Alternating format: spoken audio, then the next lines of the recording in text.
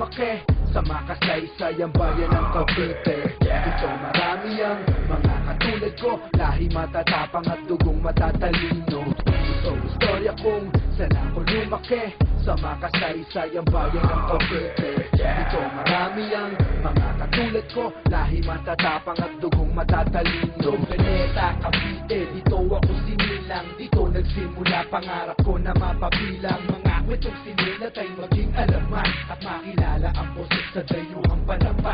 Bagamat aking hamak na dukha at di mayaman, pero ang kasaysayan ay bakat na sa pangalan ko saan aking bandila ay unang tinaan at pinaglaban ng mga bayan hindi mapigla. Magsama-sama tayo magkakapit-kapit kamay, sariling wika na Tagalog ang gamit panabay, at ang gabay ko ay ang lapis na siyang gamit kong panulat sa kaprasong papel ang istorya pilit kong sinulat. Marami sa atin dito, tuluyan na kanino, gigisingin ko kayo sa akin mga bagong ulat. Asugat ay naghilog, muli akong babangon. Cavite, Pilipinas, ito ang aking hamon. Ito istorya kung saan ako lumaki sa makasaysayang bayan ng Cavite. Dito marami ang mga katulad ko, lahi matatapang at dugong matatalino. Ito istorya kung saan ako lumaki sa makasaysayang bayan ng Cavite. Dito marami ang mga katulad ko, lahi matatapang at dugong matatalino. Ang kwento ng bayan ko sinilangan,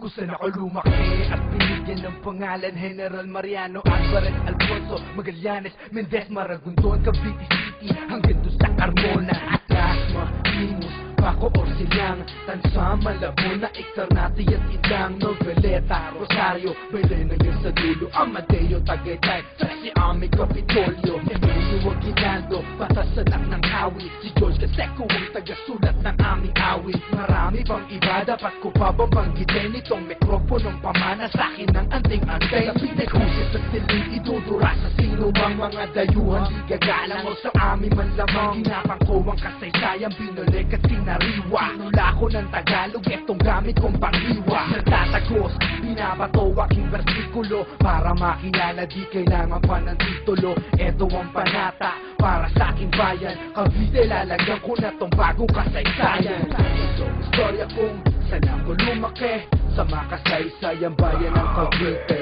Dito marami ang mga katulad ko, lahi matatapang at dugong matatalino. Ito istorya kung saan ako lumaki sa makasaysayang bayan ng Cavite. Dito marami ang mga katulad ko, lahi matatapang at dugong matatalino. Ito istorya kung saan ako lumaki sa makasaysayang bayan ng Cavite. Dito marami ang mga katulad ko, lahi matatapang at dugong matatalino.